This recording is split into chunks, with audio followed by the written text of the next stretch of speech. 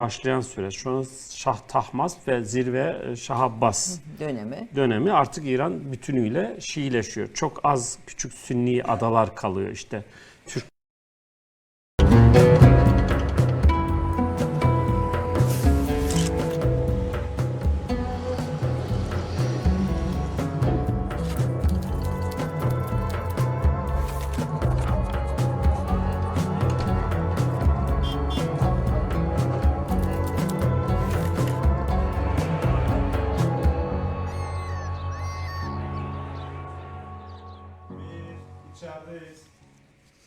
Merhabalar efendim. Türk Kahvesi'nde bugün yine kıymetli bir tarih profesörünü konuk ediyorum. Profesör Doktor Tufan Gündüz. Hoş geldiniz efendim. Teşekkür ederim. Tufan Bey aynı zamanda Tomarzalı, Kayserili. Hemşehri bir taraftan da. Avşar kısmını da ekleyelim. Avşar, bir de aynı zamanda Avşarsınız. Evet. Daha çok hoş geldin diyoruz size. Ne zaman çıktınız Kayseri'den? İlkokulu bitirdikten hemen sonra okumak amacıyla çıktık. Biliyorsunuz 70'li yıllar. Köylerde ortaokul yok. Kasabada lise yok. Annem babam bizi attı Kayseri'ye. Hadi siz burada okuyun dediler. Bize bir ev tuttular eski Kayseri mahallelerinde. Orada okuduk. Çıkış o çıkış oldu. Ondan sonra Ankara. Üniversite için Ankara'ya geldim. Sonra da Ankara'da takıldım. Mezun olduğum üniversitede, yani Gazi Eğitim Fakültesini bitirdim ben. Gazi Üniversitesi, biz üniversiteye başladığımızda yeni üniversiteye dönüşmüştü. Allah nasip etti. Hemen üniversitede öğretim üyeliğine başladım. Bugüne kadar da geldik. Şimdi Hacettepe Üniversitesi Türkiye Araştırmaları Enstitüsü'nde öğretim üyesi olarak görev yapıyorsunuz. Evet. Ama ağırlıklı çalışma alanınız Kızılbaşlar, Anadolu'da Şiiliğin yayılması, Şah İsmail, ben eksik bırakırsam lütfen, Türklerin Müslüman olması ve o ilk dönem Anadolu'ya Türklerin girişi ve o döneme dair çalışmalar daha ağırlıklı. Gerçi modern dönem de yine çalışmalarınız arasında sanırım. Şurada görmüştüm. Türklerin kısa tarihi de daha Cumhuriyet dönemi oraya sonrasında. Kadar getirdim. Şöyle, benim doktora çalışmam Anadolu'da Türkmen aşiretleri üzerineydi. Özellikle Akkoyunlu Devleti dağıldıktan sonra Türkmenler nereye gittiler? Yani bir devlet yıkılınca ahalisi ne oluyor? Bunun üzerine biraz yoğunlaşmıştım. Akkoyunlu Türkmenleri ikiye bölünüyor. Bir kısmı İran'a geçiyor ya da İran'da kalıyor Safevi devleti hakimiyetinde. Bir kısmı da Osmanlı'ya intikal ediyor. Peki bir devletin ahalisi bir başka devlete intikal ettiğinde isyan ediyor mu? Kanunlara itiraz ediyor mu? Ne oluyor? Görev alıyor mu? Yani eski beylik düzeni devam ediyor mu, etmiyor mu? Biraz onunla o tür sorularım vardı. Akkoyun Türkmenler üzerine çalışmaya başladım. İşte tezimi Bozulus Türkmenleri adıyla tezimi verdim. Fakat çalışmamda hep topal giden bir taraf vardı. Ben Farsça bilmiyordum doktora tezimi yazdığım sırada. Farsça kaynaklardan istifade etmem gerektiği zaman da hemen dil tarihte arkadaşlar vardı. Onların yanına gidiyordum. Ya şu cümleyi bana tercüme edin. Ya şunu bana bir söyleyin. Sağ olsunlar. Onlar da epey yardım ettiler bana. Derya hocamız vardı. İlhan Erdem hocamız var. Sağ olsunlar. Onlar biliyorlar yani Farsçayı. Ama bu bende hep bir rahatsızlık yaratıyor. Yani çalışmanızın bir tarafında bir eksiklik var. Ama bunu siz biliyorsunuz. Başkası fark etmese bile siz biliyorsunuz. Nasip oldu. Bana bir İran bursu çıktı. 2003 yılında Ocak ayının hemen başında İran'a gittim. Aralık ayının sonunda da döndüm. Yani 360 gün İran'da, Tahran'da kaldım. Farsçayı tamamladım. Farsça öğrenmek amacıyla gittim. İşte öğrenebildiğim kadar diyelim bir yılda. Orada özellikle Tahran Üniversitesi'nde dersleri takip ettim. Benim için birinci dönem upuzun bir Farsça cümleden ibaretti. Çünkü hiçbir şey anlamıyordum. Oturuyordum, sadece dinliyordum. Yani cümlenin başı nerede? Bir de çok uzun zaten Farsça'da cümleler. Değil mi yani? Ama ikinci dönem artık anlamaya başladım, konuşmaya başladım, derslere katılmaya başladım. Bu arada bir şey fark ettim. Özellikle kaynak topluyorum bir yandan. Şöyle bir hesabım vardı. Aylık $500 harcayabileceğim. Bunun 250 dolarını ya da 200 dolarını kendi şahsi masraflarım için harcayacağım. 300 dolarlık da arttırabildiğim kadar kitap alacağım. O zaman İran'da kitaplar çok ucuzdu. Ben de harıl harıl kitap topluyordum. Böyle çuvallarla da Türkiye'ye gönderiyordum kitapları. Tabii şunu yapıyordum. Bir kitabı satın alınca, ya o gün birçok kitap da almış olabiliyordum. Sabaha kadar Bu kitabın içinde ne var, ne yok? Bir yandan işte yanında sözlükler karıştırıyorum. Bir yandan kitap içeriklerine bakıyorum. Tabii bilinçli alıyorum ama yani ne aldığımı da bileyim tabii, okuyayım falan. Bir şey fark ettim. İranlı tarihçiler, yani modern tarihçiler Safevi Devleti'ne karşı biraz soğuk ve özellikle Şah İsmail'e karşı çok soğuk yaklaşıyorlar. Çünkü Şah İsmail İran'ı Şiileştiren kişi. Buradan mutlular. Yani İran'da Onun öncesinde İran'da Sünnilik hakim durumda. Yani bir yüzde vermek gerekirse galiba %60'a 40, 65'e 35 gibi bir rakam çıkabilir. Yani Sünnilerin daha fazla olduğu bir rakam çıkabilir. Ama İran'ı Şiileştirirken epey... yani 1500 öncesi diyoruz biz buna. 1500 öncesi. Ya 1500 öncesinde tabii 60'a 40 diyebiliriz ama 1500'den sonra özellikle Şah İsmail ile başlayan süreç, şu an Şah Tahmasp ve zirve Şah Abbas dönemi artık İran bütünüyle Şiileşiyor. Çok az küçük Sünni adalar kalıyor, işte Türkmenler kalıyor, Sünni Türkmenler, biraz Sünni Kürtler kalıyor. Hindistan tarafında Beluçlar kalıyor, biraz güneyde Araplar kalıyor ama çoğunluk tabii artık Şiileşme tamamlanmış oluyor. Bu yönüyle Şah İsmail'e çok bir itirazları yok. Ancak Şiileştirme sürecinde yaşananlardan dolayı da soğuk bakıyorlar. Ayrıca şöyle bir problem daha keşfettim. Bazı yazarlar Şah İsmail'in Türklüğünden dolayı özellikle Türkler üzerinde bir milli kahraman gibi görülmesinden rahatsızlar. Onun bir itibarını çok da öne çıkartmak istiyor. Azaltmaya çalışıyorlar. Safevi Devleti bütünüyle Türk görünümlü bir devlettir ve ordu bütünüyle Türktür. Sanıldığının aksine divan kalemi, yani bürokraside çok fazla Türk var, sanat dünyasında Türk var. Hep buralar örtülür de onun için söylüyorum. Bundan dolayı da biraz Safevi Devleti'nin de itibarını aşağı çekme gibi hevesler gördüm. Beni rahatsız etmeye başladı. Özellikle Kızılbaşlar diye başlayan cümlelerde çok ciddi rahatsız olabileceğiz. İran kaynaklarında Kızılbaşlar tanımı kullanılıyor. Tabii kullanılır. Orada Kızılbaş demek Safevi Devleti'nin ordusu demek. Ancak şöyle bir durum var. Safevi Devleti'nin ordusu Şah Abbas zamanına kadar tamamıyla Türklerden oluşuyordu. Bu Türkler orduya katıldığında Kızılbaş adıyla anılıyordu. Yani Safeviyet tarikatının müridi olabilir ama orduya katılınca onun adı artık Kızılbaş'tır. Bizim tıpkı Yeniçerileri anlamlandırmamız gibi. Aynen öyle. Dolayısıyla Şah İsmail üzerine bir çalışma fikri orada gelişti. Türkiye'ye döndüğümde onu çalıştım ama epey yordu beni Şah İsmail'i çalışmak. Çünkü ne kadar sürdü hocam? Başlangıçtan itibaren 6 yılımı aldı net olarak. Tabii yani. Bu anlattığınız sürecin şöyle bir önemi var. Tabii akademide yer alan gençlerimiz, izleyicilerimiz arasında da çok var.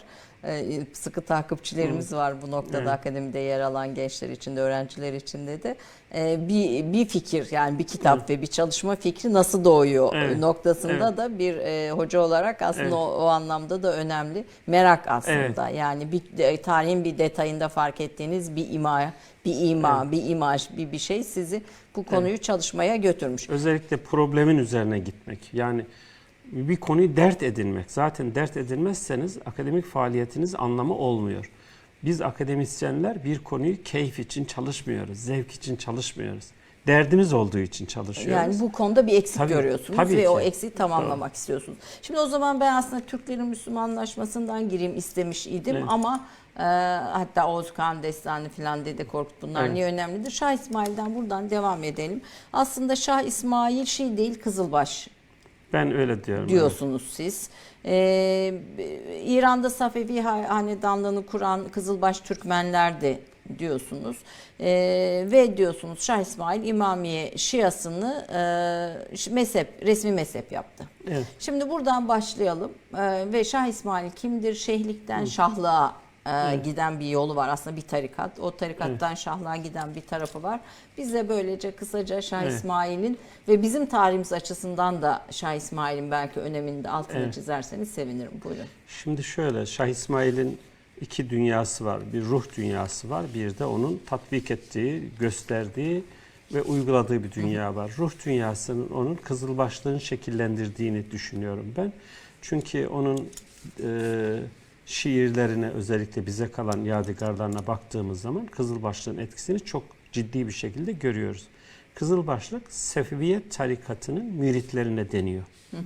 Bir türlü Bunlar, asker yani aslında. Şimdi bu çeşitli görünümlerde karşımıza çıkar. Öncelikle bunlar Safeviye tarikatının müridi. Ancak bunlar önce Şeyh Cüneyt, yani dedesi, Şah İsmail'in dedesi Şeyh Cüneyt'in etrafında cihat faaliyetlerine başladılar ki cihat sahası da sadece Gürcistan ve Kafkaslar bölgesiydi. Bir heyecan yaratmış oluyordu. Henüz adları Kızılbaş değil. Şeyh Haydar zamanında, ki o da Şah İsmail'in babasıdır. Şeyh Cüneyt öldüğünde 2-3 yaşlarında falandı. Çok küçüktü. Uzun Hasan'ın da torunudur. Yani aslında bir Türkmen coğrafyasında gelişiyor. Herkes birbirinin biraz akrabası olarak Tabii büyüyor. bu arada Tufan Hocam senaryo ve tiyatro oyunu, sinema senaryosu da yazdığı için bize aslında dönemi görselleştiriyor bir taraftan da. Buyurun. Şimdi Şah İsmail Kızılbaş reisler tarafından büyütüldü. Ruh dünyasını aslında oradan alıyor. Bir Kızılbaş olarak alıyor. Kızılbaşlık babası Şeyh Haydar zamanında başlarına, müritlerin başlarına kırmızı başlık ve etrafını beyaz destarla sardıkları için bu isim veriliyor. Sebebi de Şeyh Haydar müritlerinin gücünü göstermek istiyor. Ne kadar çok. Ne kadar çokuz, karşı taraf üzerinde, yani rakipler üzerine ne kadar baskı yaratabiliriz. Aslında doğu şeyi de budur. Ama tabii ruh bir tarikat ruhudur. Şah İsmail'e geldiğinde de Şeyh Cüneyt zamanında ve Şeyh Haydar zamanında cidden savaş gücüne erişmiş bir kuvvet olarak geldiler. Şah İsmail yaklaşık 4 veya 5 yaşlarındayken Gilan bölgesine kaçırıldı. Niye? Dayıları Akkoyunlu beyleri bunu öldürmek istedikleri için. Şah İsmail annesi biliyorsunuz Uzun Hasan Padişah'ın kızı. Evet. Uzun Hasan Padişah vefat ettikten sonra ortaya çıkan taht kavgaları Kızılbaşları ciddi bir sarsıntıya uğrattı. Şah İsmail de henüz o sırada 4-5 yaşlarında çocuk Gilan bölgesine kaçırıldı. O kaçırıldığı zaman da hem Farsçayı öğrendi. Yani Farsça Şah İsmail'in ikinci dilidir. Ana dili Türkçedir. Hem Farsçayı öğrendi hem de orada Şii nasları öğrendi. Şii kelamı, Şiilikle alakalı meseleleri öğrendi. Şah İsmail tahta geçtiğinde ruh dünyası Kızılbaş ama fikri, hayatı Şiilik üzerine gelişen bir sultan idi. Ben bu yüzden ona son Kızılbaş tabirini kullandım. Bir Türk ülkesinde, yani Akkoyun ülkesinde yine Türkler tarafından bir hanedan değişikliği yapıldı. Şah İsmail 1502'de tahta geçtikten sonra da İran'da Şiiliği resmi mezhep ilan etti. Kaç yaşındaydı tahta geçti? 17-18 yaşlarında. Çok küçük değil mi? Çok küçük yaşta. 12 yaşında zaten hükümdar olmak için yola çıkıyor. Her tarafa haberler gönderiliyor. Bir anda Anadolu'da, Doğu Anadolu'da, İran'da, Azerbaycan'da Türkler, özellikle Safeviye tarikatına mensup olan Türkler harekete geçiyorlar. Şeyhlerini şah yapıyorlar. Şimdi şu soru da akla gelebilir. Ya bu çocuklar, yani o 4 yaşında şeyh kabul ediliyor. Öbürü 2,5 yaşında babasını kaybetmiş, şeyh kabul ediliyor. Şah İsmail'in abisi Sultan Ali henüz 12 yaşında şeyh kabul ediliyor. Neden?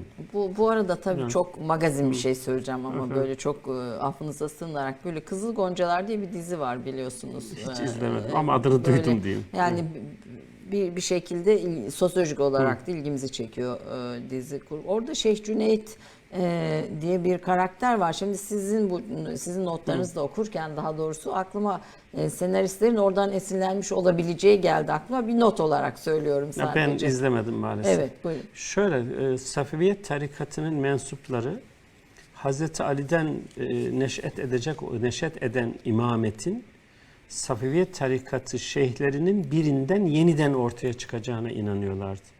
Bu yüzden bunlar çok küçük yaşta olmasına rağmen tam bir sadakatle onlara bağlıydılar. Dolayısıyla onu hem yaşatmak hem de uğrunda ölmek gibi bir hevesleri ve hayatları var idi. Bu yüzden 12 yaşında ben şah olacağım diye yola çıktığında bütün müritler büyük bir coşkuyla karşıladılar. Mesela Bingöl'e geliyor, o zaman işte Çapakçur. Bingöl'e geliyor. Bingöl yaylalarında Ustacı Türkmenleri Şah İsmail'i karşıladığında Kaynak diyor ki ayaklarını yere vurarak ve şarkılar söyleyerek karşıladılar. Muhtemelen halay çekmişler. Halay çekmişler. Onu o tarif dönem, etmeye evet. çalışıyor. Böyle bir coşku. Bundan sonra İran'da Şiileşme süreci başlıyor. Ve aynı zamanda tabii ki Anadolu'nun doğu yarısında meydana gelen bu tür istikrarsızlıklar Osmanlı Devleti'ni de etkiliyor. Ve Osmanlı-Safevi rekabeti de bundan sonra ortaya çıkmış oluyor. Burada başlıyor. Yani İsmail'in etrafında toplanan Türkmen aşiretleri oldu Anadolu'da diyorsunuz. Avşar, Çepni, Şamlı, Dulkadirli, Tekeli, Rumlu, Kaçar, Varsak gibi aşiretler Şah İsmail'in etrafında toplandı. Bu da herhalde Büyük aşiretleri sayıyoruz. Büyük aşiretleri sayıyoruz. Osmanlı'nın herhalde şeyi Yok, burada. orada bir yanılgıya düşmeyelim. Genelde bu bir yanılgı yaratıyor. Osmanlıların Safevi Devleti ortaya çıktığındaki sınırları Sivas'tan öteye geçmiyor. Henüz Sivas, Kayseri, yukarıda Trabzon. Yani bir ok çizelim. Trabzon'u, Sivas'ı, Kayseri'yi ve Adana'yı bile değil. Yani Mersin'e doğru Silifke'yi içine alacak bir Sınırları var. Sınırlarımız diyorum Osmanlı tarafından bakınca. Osmanlı sınırları o kadar. Türkmenlerin hepsi Anadolu'nun batı yarısında değil, doğu yarısında. Özellikle Dulkadiroğlu sahası, Dulkadir Türkmenleri 1515'ten sonra bize dahil, yani Osmanlı'ya dahil oldu. Ne kadar çok biz kullanıyoruz değil mi? İşte bu hep şeyden, bizim bu bakış açımızdan kaynaklı, bu taraftan bakma hevesinden kaynaklanıyor. Yoksa Dulkadir de biziz yani ki büyük bir Türkmen kaynağıdır Maraş bölgesi. Doğu Anadolu dediğimiz bölgede Akkoyunlu Türkmenleriydi. Azerbaycan keza Akkoyunlu ve Karakoyunlu sahasıydı. Şimdi bu bölgeden Türkmenleri geliyor ama bunların akrabaları Orta Anadolu'da da var. Karaman civarından, Antalya civarından, Teke bölgesinden ya da Tokat-Sivas hattından bazı Türkmen grupları da Safevi Devleti'nin kuruluşuna katılmışlardır. Ama ağırlık Azerbaycan ve Doğu Anadolu Türkmenleridir. Doğu Anadolu Türkmenleridir. Diyorsunuz ki Şah İsmail için 7. İmam Musa Kazım'dan Hazreti Ali'ye bağlıyor kendi soyunu. Evet, Yani aslında yeni bir tarih de icat ediyor kendi soy tarihinde. Evet. Şimdi bu Tebriz'de önce Şia ezanını tesis ediyor diyorsunuz. Bu da ilginç geldi. Yani daha önce demek ki Şia ezanı Tebriz Sünni bir şehir. Sünni bir şehir Tebriz yok orada. Ve Büyük Tebriz ahalisi Şia olacak diyor. Hızlı bir Şiileştirme ile şiddetle şiddet uygulanıyor. Şiddet uygulanıyor. Şii olmayanlara cezalar, kafaları gidiyor vesaire. Orada büyük bir şiddette uygulanıyor. Kılıç kullanarak Şii yapıyor diyorsunuz. Çaldıran Savaşı tabii bu Şah İsmail'le Yavuz'u karşılaştıran. Niçin düzenlendi? Osmanlılar Şia'yı yok etmek için mi bu savaşı düzenlediler? Yavuz Çaldıran'a girerken 40.000 Alevi Türkmeni katletti iddiası doğru mu? Bu iddia nereden geliyor? Hadise olmuş mu diye sormak istiyorum. Evet, çok geniş bir yelpazeden geldi. Bunu da ben en kısa şekilde cevaplandırmaya çalışayım. Şah İsmail'in soyunu Hazreti Ali'ye bağlaması o tarikat geleneğinden kaynaklanıyor. Eğer bir siyasi gelenek olsaydı muhtemelen Oğuz Kağan'a bağlanacaktır. Mesela Osmanlılar ya da Akkoyunlular kendilerini Oğuz Kağan'a bağlarlar. İşte Timurlular Cengiz soyuna doğru götürmeye çalışırlar. Bu siyasi ensap meselesidir. Tarikatlarda kendi soylarını ya asaptan birine bağlamaya çalışırlar. Yani Hazreti Ebubekir'e doğru gidecek bir hat bulurlar. Ya da Hazreti Ali'ye bağlı. Şii gelenekte de yaygın olarak Hazreti Ali'ye bağlanır. Sünni gelenekte de vardır Hazreti Ali'ye bağlam ama Şii gelenekte bu daha yaygındır. Bu yüzden Şah İsmail'in soyunun yani bu şecerenin belirlenmesi sonradır. Önce değildir. O çok sonradır. Şimdi bunu hallettiysek Çaldıran'a doğru gelelim. Şimdi Osmanlı'nın sınırları Sivas'ta kesiliyor. Trabzon'da kesiliyor, Kayseri'de kesiliyor ama hemen doğusunda çok büyük Kayseri içeride mi kaldı? Kayseri içeride. İçeride kaldı. Kayseri Bizde Osmanlı. mi kaldı? diye Evet. öbür tarafta. Kayseri Osmanlılar'da. Dolayısıyla şimdi doğu yarısında çok ciddi istikrarsızlık var.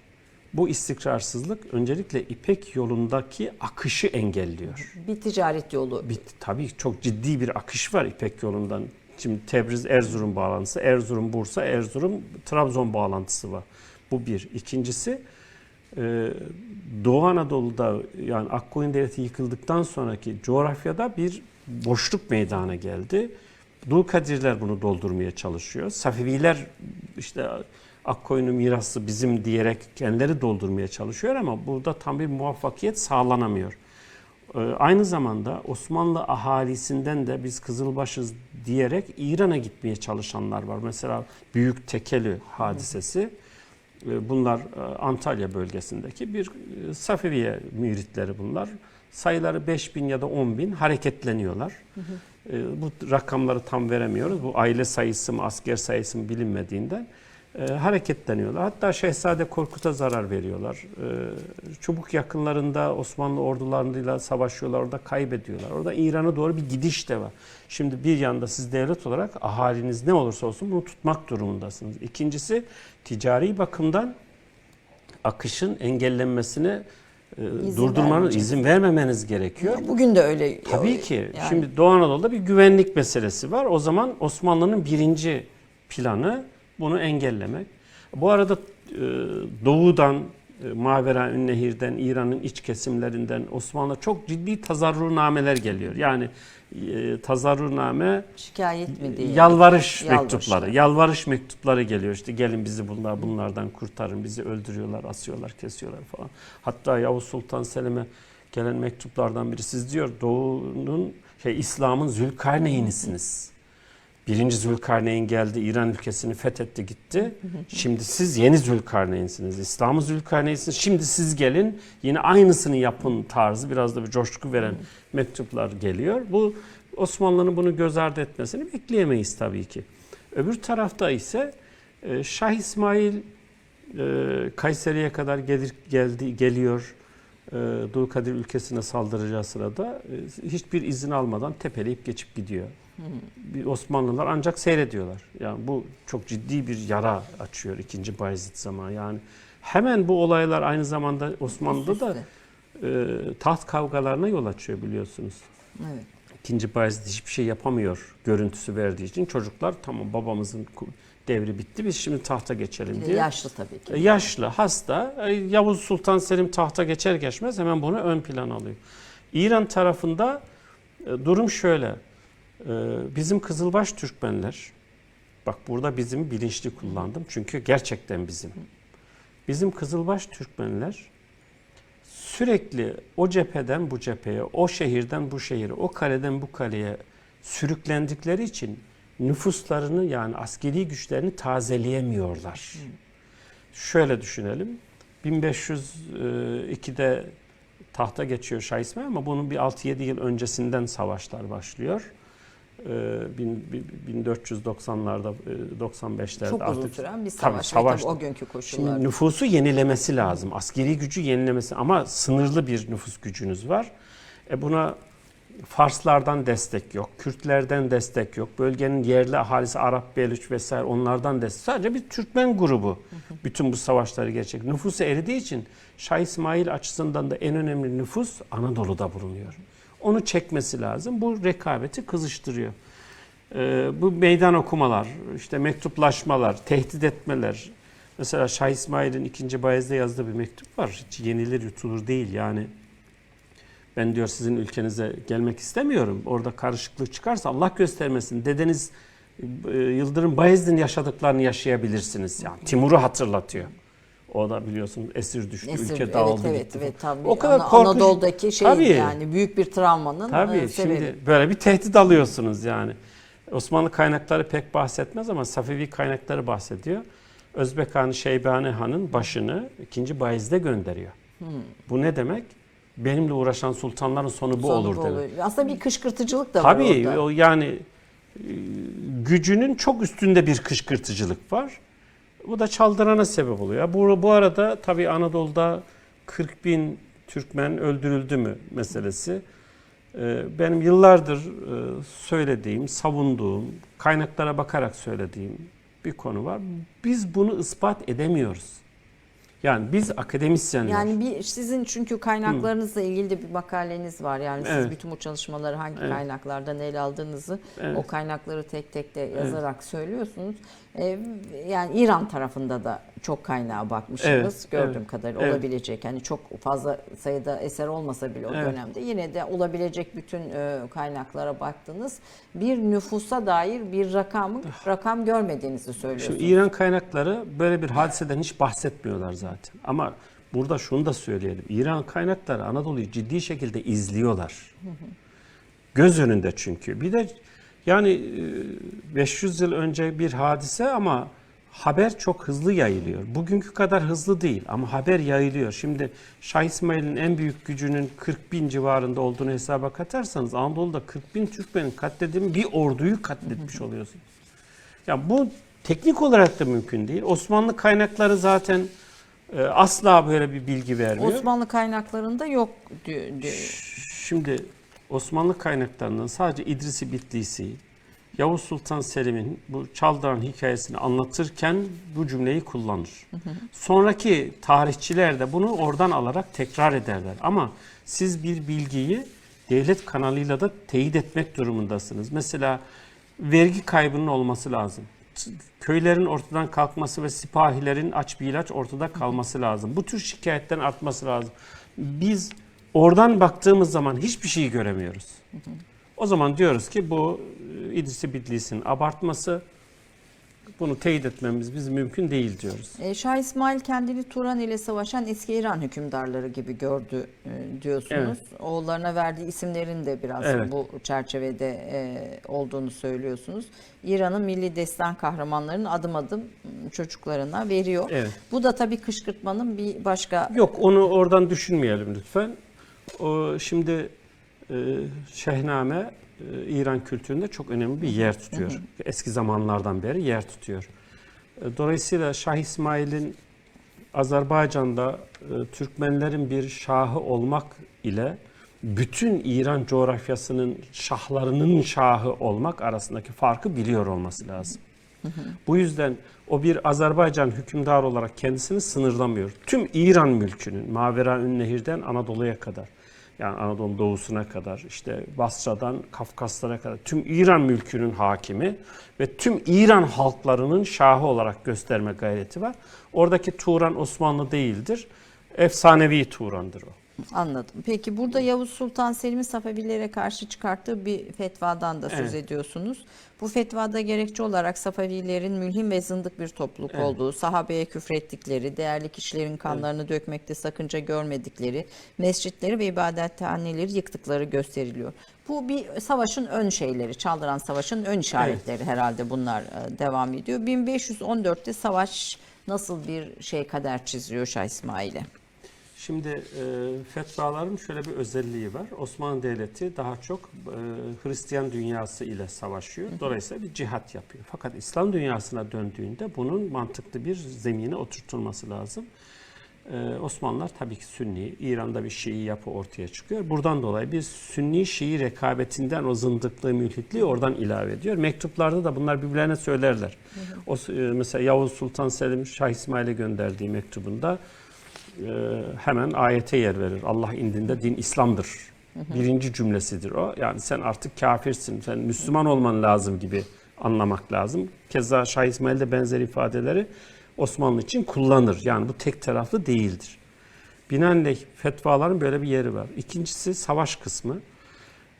Türkmenler, yani Kızılbaş Türkmenler geleneksel savaşçıdırlar. Kılıç, ok, yay, mızrak, kalkan bunların şey. Tüfek kullanmayı bile ayıp sayıyorlar.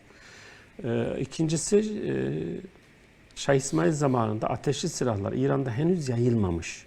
Tek tük tüfek patlıyor tırnak içinde ama bunu bir Osmanlı gibi savaş sanatını henüz dönüştürmemişler. Ama bu tarafta topuyla, tüfeğiyle, Yeniçeri ordusuyla, sipahisiyle çok ciddi savaşlar kazanmış tecrübesiyle, büyük serdarlarıyla bir ordu var. Bir tarafta gönüllü, bu zamana kadar hiçbir savaşı kaybetmedik diyen Şah İsmail'in ordusu, öbür tarafta daha profesyonel, daha stratejik hareket eden Yavuz Sultan Selim'in ordusu var. Sayıca Yavuz Sultan Selim'in ordusunun 100 binden biraz fazla. İran kaynakları 200 bin gösterir, hiç ilgisi yoktur. Zaten tedbir olsun diye de bir 50-60 bin kişi geride bırakıyor. Yani böyle bir savaşta bile tedbiri elden bırakmıyorlar yani. Osmanlıların kazanacağı mukadder. Bugünden baktığımız zaman söylüyor. Çünkü çok ciddi ateşli silah gücü var. O bozuyor. İkincisi daha disiplinli savaşıyorlar. Bunlar hep Şah İsmail'in ordusunu bozuyor ama asıl Ne başka kadar bir şey. sürüyor savaş?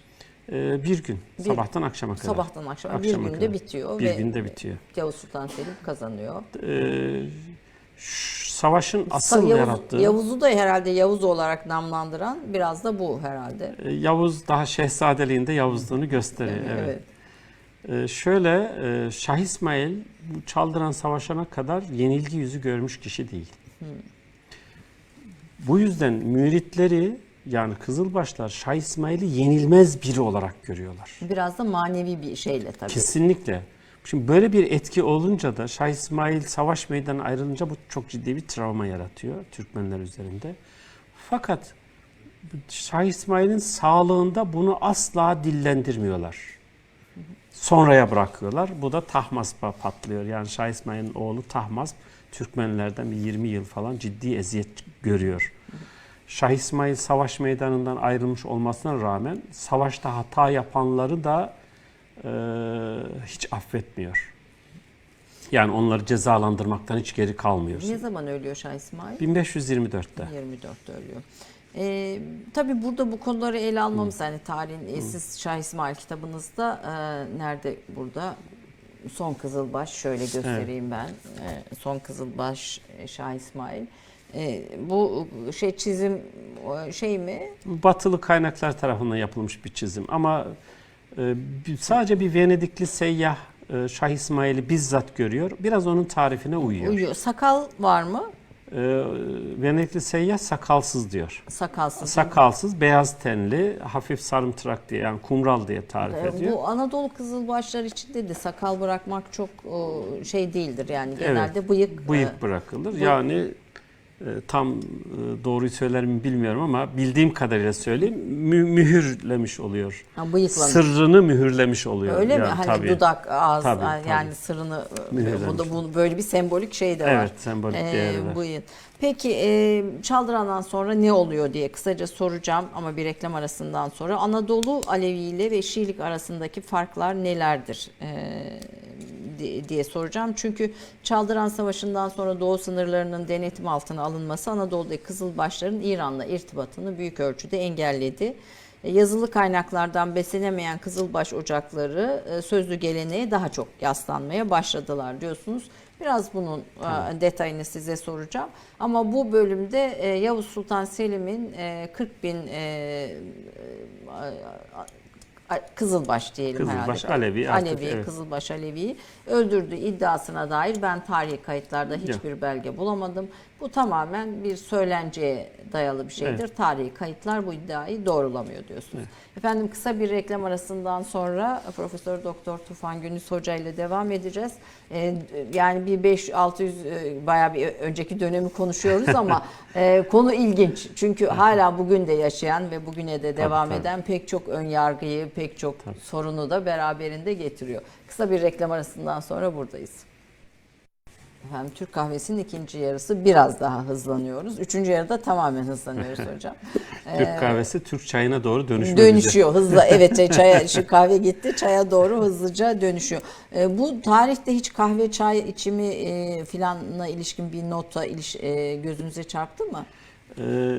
Yani işte şunlar bunu içerdi, bunlar bunu içerdi falan. Öyle değil de Peter Dalle Valle var, İstanbul'a geliyor 1601'de falan, bir 2-3 yıl burada kalıyor. Çok iyi de Türkçe öğreniyor. Tam bir Rönesans aydını ve fanatik bir Rönesans aydını. Onun seyahatnamesi çok detay veriyor. Orada bir yerde gördüm. Türkler diyor kahveyi karpuz çekirdeğiyle beraber içiyorlar. Türkler kahveyi karpuz çekirdeğiyle... Evet, karpuz çekirdeğini çitlerken kahve içiyorlarmış. Bana çok ilginç gelmişti. Bana da ilginç geldi. İlk defa duydum hocam. Yani böyle Türk kahvesi üzerine illaki bir konuşuyoruz konuklarımızla. Karpuz çekirdeği çitleme de kalmadı artık yani. Demek ki o birikiliyor. Hani kabak çekirdeği falan biraz daha anlayabiliriz de bir seyyahın demek ki notlarında varmış. Demek ki bu da böyle bir hoş bir detay. Efendim biz Şah İsmail ile başladık aslında. Türkmen, Türk ayrımı, Kızılbaşlar, Aleviler. Hani bu konunun Anadolu'daki yerini, önemini, kavramların doğru kullanılması noktasında hocamdan faydalanıyoruz. Anadolu Alevi ile Şiilik arasındaki farklar nelerdir diye sormuştum reklamdan önce. Siz buradan devam edelim hocam. Bunu bitirdikten sonra bir iki başka sorum da var. Yani bu ayrımı nasıl koyacağız?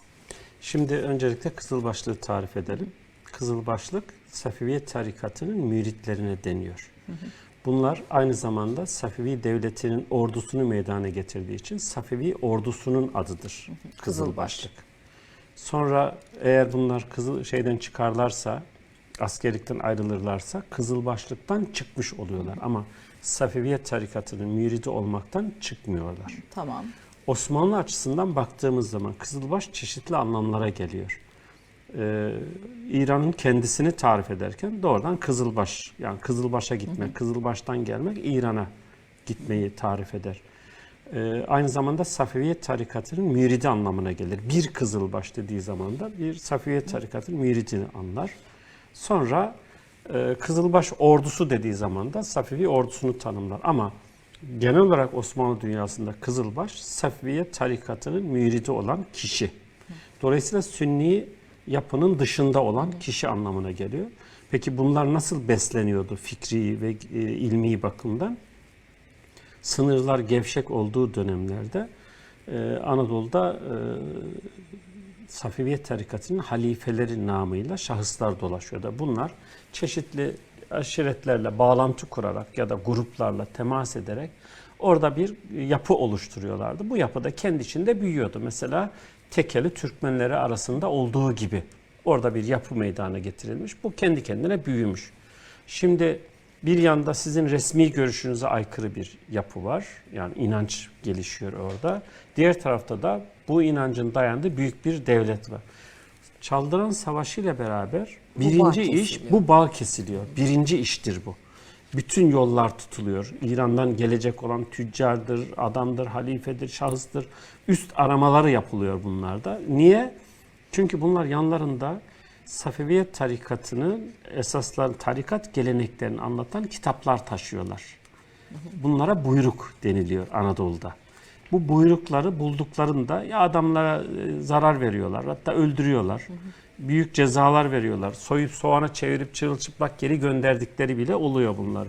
Tabii bu şiddetli Çaldıran Savaşı'ndan sonra bu uygulama şiddetli hale geliyor. Yani daha keskin, daha katı. Şimdi bir İran'da Türkmenler, yani bizim Kızılbaşlar Şiiliğin etrafında kendilerine yer bulurken ya da Şii dünya bu Kızılbaşları da Şiileştirirken hızlı bir şekilde Anadolu'daki Kızılbaşlar Sünni dünyanın içinde küçük adalar halinde kalıyorlar ve içe kapanıyorlar. Ve İran'la bağlantıları da kesilmiş oluyor. Buyrukların gelmesi de kesildiği için bir yerde ada halinde kalıyorlar. Dolayısıyla devletin yüksek gözetimini buraya katarsak köylerin arasındaki bağlantı da kopuyor. Bir dede A köyünde kaldıysa B köyüyle bağlantı 1 yıl, 3 yıl, 5 yıl, 10 yıl kesilebiliyor. O zaman herkes elinde ne varsa, zihninde ne varsa bununla beslenmeye devam ediyor. Dolayısıyla bir irfandan beslenme, bir kültürden beslenme kendi içinde devam ediyor. İran'daki Türkmenler hızlı bir şekilde Şiileşirken buradaki de daha katı eski haliyle, yani katı derken eski haliyle kalmaya devam ediyor. İran'da bugün çok az Kızılbaş gelenekleri, yani tarikat geleneklerinin devam ettiğinin çok az bir nüfus kaldı. Makkü'nün 20-25 köyü, Horasan civarında bir 8-10 köy. Bunlar hala biz Kızılbaş geleneği devam ettiriyoruz diyorlar. Dolayısıyla İran'da bu yapı artık eskidi. Şunu da söyleyeyim, Türkiye'deki Aleviler ya da Kızılbaşlar gibi mi ritüel yapıyorlar? O konuda bilgim yok. Ama bildiğim kadarıyla Türkiye'dekiler gibi de değiller. Çünkü yani mesela bu işte semah vesaire bizde burada biraz daha donmuş durumda. Hakikaten 1514'te donuyor, yani bir donma yaşanıyor. Öbür taraftaki Şiileşirken bu olduğu gibi kalıyor. Bu yüzden hem dini bakımdan hem folklori bakımdan ciddi bir incelemeye tabi tutulması lazım. Zaten yapılıyor. Akademik dünyasında yapılıyor. Burada Kızılbaş Alevi arasında bir fark var mı hocam? Şöyle, Türkiye için yok. Çünkü Türkiye'de özellikle Sünni dünya tarafından Kızılbaşlık anlam kaymasına uğratılarak onu bir inanç yapısı içerisinde görmek yerine tahkir edici ifadelerle aşağıladığı için, yok saydığı için, görmezden geldiği için bu ismin yerine yeni bir isim, muhtemelen 19. yüzyılda icat edilmiştir. Alevi kelimesi. Bütün kızılbaşları tanımlar Alevi kelimesi, ama kızılbaş yerine kullanıldığı için de kızılbaşlık zaman içerisinde unutulmuştur. Eski haline, yani o 15-16. yüzyıldaki haliyle anılmaz olmuştur. Fakat şunu da söyleyeyim. Hiçbir kızılbaş adından rahatsız değildir. Olmaz da zaten. Kendisini Niye böyle, olsun ki zaten? tabii ki böyle Sonuçta tanımlamaktan inancı da gurur duyar. Hoş, ben de çalışmalarım gereği öyle tanımlamaktan hiçbir zaman çekinmem. Çünkü bir Türk grubunu tarif ediyorum. Benimle aynı dili konuşan, aynı kadere razı olmuş bir grubu tanımlıyorum. Dolayısıyla bu rahatsız edici bir durum değil, ama Alevi kelimesi kızılbaşlığın yerine ihdas edilmiştir. Kendiliğinden bir ihdastır bu aynı zamanda. Yani bunlar artık kızılbaş demeyelim, Alevi diyelim, yumuşatalım falan, böyle değildir. Bu kendiliğinden oluşmuştur. Toplumsal dönüşüm bu bir dönüşüm yaşanmıştır. Bugüne kadar da böyle gelmiştir. Bu peki mesela şu işte Kürt nüfus arasında daha çok var, işte Türkler arasında daha çok var, şu bölgede daha çok var gibi bir çalışma yapılmış mı hiç? Genel olarak Alevilik ya da Kızılbaşlık bir Türk inanç yapısı içerisinde düşünülmelidir. Çok az, Kürtler arasında çok azdır, vardır ama azdır. Yaygın olarak Türkler arasındadır. Nüfus yoğunluğunun bulunduğu yerlerde sınır bölgeler, yani Tokat, Sivas hattından alın, güneye doğru inebilirsiniz. Anadolu'nun çok değişik yerlerinde, özellikle Türkmen aşiretlerin dağıldığı sahalarda, yani bir aşiret diyelim, Çepni aşireti, diyelim ki Kızılbaş olmuştur vaktiyle. Mesela Karadeniz bölgesindedir, Samsun Canik Havzası'ndadır. Oradan bir grup kopmuştur, Balıkesir'e gitmiştir. Orada Kızılbaşlığını devam ettiriyordur. Peki. Köken ona dayanıyor. Yani. Anadolu'da Kızılbaş Türkmenlerin içe kapanıp inançlarını geleneksel usullerle devam ettirdiklerini ve aslında İran Şiiliğinden tamamen kopmuştur. Ama bu arada tabii İran'ın ilgisi de bölgeye hiçbir zaman eksik değil. İran nasıl ilgi gösteriyor? Bugün işte Şiileştirmek için. Özellikle Şiileştirme noktasında büyük çaba sarf ediyor. Şimdi Türkmenlere gelmek istiyorum. Türkler ve Türkmenler. Birçok başlık var tabii, merak ettim. Safevi kaynaklarında Türkmen kimin için kullanılıyor hocam? Bunu not almışım. Safevi kaynaklarında Türkmen Akkoyunlu ahalisi için kullanılır. Ancak Akkoyunlu ahalisinden önceden Kızılbaş olanlar var. Onlar için aşiret adını kullanır. Sonradan, yani 1502'den sonra Kızılbaşlığa razı olanlar için de Türkmen tabirini kullanır. Oradaki Türkmenlik sadece İlk ile son arasındaki bir farkı ayırt etmek içindir. Çok keskin hatlı değildir. Çünkü Musullu da Türkmendir, Avşar'da Türkmendir vesaire. Ama birine Türkmen diyorsa o 1502'den sonra Kızılbaş olmuştur. Ancak Safevi kaynakları İran ahalisini iki etnik grup olarak tanımlar. Türkler ve Tacikler.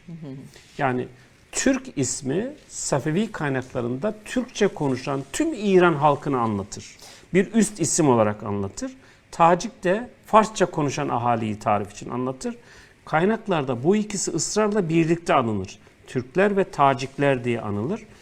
İlginçtir. Aynı dönemde Osmanlılar için de Rumlular, yani coğrafya üzerinden tarif yapar. Peki. Safevilerin en parlak şahı da Şah Abbas. Doğru. Diyorsunuz. Hani bunu söyleyerek Türklere tekrar konuyu... Bir soru daha not almışım hocam. Yavuz Çaldıran'dan, Tebriz'den alim ve sanatçıları İstanbul'a getirdi. Tebriz'den birçok sanatçı İstanbul'a getirdi. İddiaları ne kadar doğru? Doğru. 1200 civarında sanatkarı İstanbul'a getiriyor. Bunlar Amasya'da Tahrir'e de tabi tutuluyor. Kimler geldi, kimler gidiyordu. İstanbul'da bunlar Nakkaşhane alındıktan sonra maaş bağlanıyor. Zaten Türk minyatür sanatında, Türk sanatında bir Tebriz etkisi vardır. Bundan sonradır o. Dönebilenler dönüyor. Vakit bulup, kıymet bulup, zaman bulup, imkan bulup dönenler dönüyor. Ama dönmeyenler burada Tebriz sanatını Osmanlı içerisinde yürütmeye devam ediyor. Çok önemli bir atılım. Savaşı, bu da sanat ve kültüre yansıması tabii. olarak... Yavuz'un enteresan, mesela Mısır'dan da getiriyor sanatçı. Yani Osmanlı sultanlarının hiç görünmeyen tarafıdır. Biz sadece fetih, savaş, mücadele, ama bunlar şair, romantik, sanatkar. Bir tarafı görünce hemen iltifat ediyor. Hiç sanatkarlara zarar vermezler mesela. Tam tersi alır getirir. Burada besler, büyütür, zenginlik, servet verir, faaliyetine imkan sağlar. Evet. Tabii. Tabii kültürlerin bir araya karışmasından. Fatih Sultan Mehmet'i düşünsenize, yani Ali Kuşçu'yu karşılamak için Üsküdar'a geçiyor. Bir alimi yolda karşılıyor ve büyük bir iltifat yani. Evet. Peki Türk ve Türkmen arasındaki farkı sorayım. Şimdi sizin tabii bir tarih intikam sahası değildir diyorsunuz ve çalışmalarınızda bunu fazlasıyla görüyoruz. Konuyu hep çift taraflı, farklı yönleriyle ortaya koymaya çalışıyorsunuz. Ve mutlaka bu tarihi bilgileri de sağlamasını farklı kaynaklardan yaparak doğrulamaya yazdıklarınızı çalışıyorsunuz. Türk mitolojisi bilmeden tarih okunmaz diyorsunuz. Oradan başlayalım efendim Türkleri konuşmaya. Şimdi biz tarih sahnesine çıktığımızdan bu tarafa kabaca bir 4000 yıllık dönemi sayıyoruz. Buradan geriye doğru gittiğimizde önce yazılı dönem, sonra arkeolojik dönem, sonra mitolojik dönem diye de geriye doğru gidebiliriz. Mitoloji bir toplumu anlamanın en kolay yolu. Toplum neyi hayal etmiş, neyi gözünde büyütmüş, neyi gözünde düşürmüş, neyi önemsemiş, neyi önemsemiş, oradan anahtarlar hemen çıkarırsınız. Ben fazladan bir de halk türkülerine lütfen dikkat edin derim. Özellikle dil öğrenenlere, Türkiye'ye gelip dil öğrenmeye çalışanlara ya da yurt dışına gidip dil öğrenenler lütfen halk türkülerini dinleyin. Onları orada toplumu kolay çözersiniz derim. Onu önemsiyorum. Biz Türkler, Türkiye Türkleri Oğuz'uz. Türklerin Oğuz boyuna mensubuz. Tarih sahnesine 6. yüzyılda çıktık. Yani 6. yüzyılda Oğuz adıyla görünmeye başladık. 13. yüzyıldan itibaren de, daha doğrusu 11. yüzyıldan itibaren Türkmen diye gözüküyoruz. Sonra Oğuz adı unutuluyor. Türkmen adı kalıyor ama Türk adı da bizimle beraber yaşamaya devam ediyor. Sonra Türkmen sadece göçebeliği tanımlayan bir isme dönüşüyor. Türk adı ise bizim siyasi kimliğimiz haline geliyor. Milli kimlik de belki. Tabii ki. Yani biz üst ismimizi Türkçe konuşan tüm halklara verilen üst ismi biz milli isim haline getiriyoruz. Oğuz ve Türkmen ismini ise bunun altında ikincil isim halinde yaşatmaya yalnız devam ediyoruz. Bunun yanında yani Türk, Türkmen, bir de Yörük ismi var. Yörük de Anadolu'da icat ettiğimiz bir isim. Göçebelik yapan Türkmenlere diyoruz. Peki bu ayrımı net olarak nasıl yaparız? Türkler yerleşik hayata geçtiğinde, yani Oğuzlar yerleşik hayata geçtiğinde Türk ismiyle anılıyor. Dolayısıyla yerleşik, ziraatçı, ticaretle uğraşan ya da şehir kuran, şehirli Türklere, Türkçe konuşanlara Türk deniliyor. Kırsalda yaşayan, göçebelikle uğraşanlara Türkmen deniliyor. Bunların Batı Anadolu'da ise bunlara da Yörük deniliyor. Bu o kadar kendi içinde netleşmiştir ki mesela Batı Anadolu'ya gidersiniz, bugün bile bu Türk köyüdür, bu Türkmen köyüdür, bu Yörük köyüdür diye hemen ayırt ederler. Orada siz Türk köyü diye tanımlanan hemen dersiniz. Bu 1400'lerde falan yerleşik hayata geçmiş. Türkmen dediğiniz bu 1700-1800'de yerleşik hayata geçmiş. Yörük dediği bu 19. yüzyıldır ya da 20. yüzyıldır. Bu yerleşik hayata geçmeyle de alakalı. Şehirleşmeyle alakalı Tabii bir ayrım. Ayrım. Onun dışında biz Oğuz'uz yani. Oğuz Kağan Destanı bugüne getirdiğimizde bir mitoloji hikaye olarak bize Türklerle ilgili ne söylüyor? Oğuz Kağan Destanı'nın 2 versiyonu var biliyorsunuz. Bunun biri Uygur versiyonu dediğimiz İslam öncesini anlatıyor. İkinci versiyonda Reşidüddin Oğuznamesi dediğimiz Reşidüddin'in Cami-i Tevarih adlı eserinde Oğuzların tarihi diye anlattığı kısımdır ve Reşidüddin imkanları çok geniş bir veziriydi, bir ilhanlı veziriydi. Muhtemelen çok sayıda Oğuzname bulunuyordu. Oradan bir özet yapmıştır. Oğuz Kağan Destanı temel kurgusu Oğuzların tarihini anlatır. Bir Oğuz'un üzerinden bütün Oğuzların tarihini anlatır. Ana noktası da hep onun şudur. Oğuzlar dara düştüklerinde muhakkak bir yol gösteren çıkar. O yol gösteren de bir bozkurttur her zaman için. Bir yerde Bozkurt Destanı'nı Oğuz Kağan Destanı içine almıştı. Bize vereceği ilham budur. Evet. Her zaman dara düştüğümüzde bir yol çıkıyor, bir yol yol çıkar gösteren yani. çıkar. Kızıl Elma da Anadolu'da- zaten buradan bildiğim kadarıyla. Çok enteresan, Anadolu'da güzel bir atasözümüz var biliyorsunuz. Allah bir kapıyı kapatır, öbür kapıyı açar derler. Şimdi zaten Türklerin Müslümanlaşmasına Evet. da geleceğim. Dede Korkut destanları tabii daha başka bir dönemin destanları ve aslında en çok bildiğimiz de onlar. Evet. Yani Oğuz Kağan destanı o kadar fazla daha geçmişte kaldığını düşünüyoruz. Dede Korkut bize ne anlatıyor? Şimdi Oğuz Kağan Destanı'nın az bilinmesinin sebebi az okumamızdan kaynaklanıyor. Maalesef Türk destanlarını ve Türk mitolojisine karşı özel bir ilgimizin olması gerekirken sanki bizden olduğu için biliyormuşuz gibi davranıyoruz, göz ardı ediyoruz. Halbuki bunlar yaşayan kültür, bir de tarihin Tabii ki. hafızasından gelen, bugüne genetik olarak da nakledilen kültür. Bunu nasıl, çocuklarımıza nasıl aktaracağız bu genetik kültürü? Bir tane kitap var, git oku diyerek mi anlatacağız? Evimizde bir tane kitap var, hadi okuyalım diyerek mi anlatacağız? Konu dışı olacak ama kültür anneden daha hızlı geçer. Annelerimizin bu konuda biraz daha hassas olması gerekiyor çocukları yetiştirme konusunda. Grimm masallarını okuyacağımıza, La Fontaine'i okuyacağımıza evet, diyoruz. Türk evet. masallarını okuyalım. Yani bu Türk mitolojisini iyi öğrenirsek bu sinemaya yansıyor, tiyatroya yansıyor, şiire, edebiyata, romana, hikaye, her şeye yansıyor. Mitoloji olmadan da bir toplumu anlatmak çok zor. Dede Korkut'un coğrafyası Akkoyunlu coğrafyası. Ama aslında bütün Asya coğrafyasından İslamlaşarak Anadolu'ya ve Doğu Anadolu'ya, İran sahasına gelen bir coğrafyadır o. Çünkü bazı hikayelerde mesela Deli Dumrul gibi biraz şeyi görüyoruz, eski devirleri görüyoruz, İslam öncesi inançları görüyoruz. Deli Dumrul'un Azrail'e meydan okumasını düşününüz hikayede, çok bilinen bir hikaye. Evet. O aslında bir nasıl bir kültür çatışmasını bize gösteriyor. O kadar enteresan bir kurgusu vardır ki onun. Azrail'e meydan okur ama bela kendi üzerine geldiği zaman da ya ben bunun böyle olduğunu bilmiyordum. Hemen Allah beni affetsin'e döner ama Deli Dumrul bize ne anlatır biliyor musun aslında? Sevginin ne kadar değerli olduğunu ve Allah'ın da aslında yüksek sevgiyi ödüllendirdiğini anlatır. Tabii. Çünkü Deli Dumrul annesine gider can ver, babasına gider vermez. Eşine gittiğinde ondan can isteyemez çünkü onu seviyor.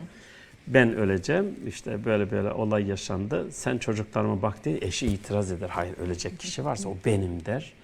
O zaman Dede Korkut der ki Cenab-ı Allah der bu iki sevgiliye kıyamadı der. Bunların canını bağışladı. Can vermeyenler cezalandırdı. Ya aslında şunu söylemek istiyorum. Destan dini bakımdan da çok yüksek bir sevgiyi anlatıyor. Ama öbür tarafta çok yüksek bir kavgayı, yüksek bir mücadeleyi de Menfaat anlatıyor.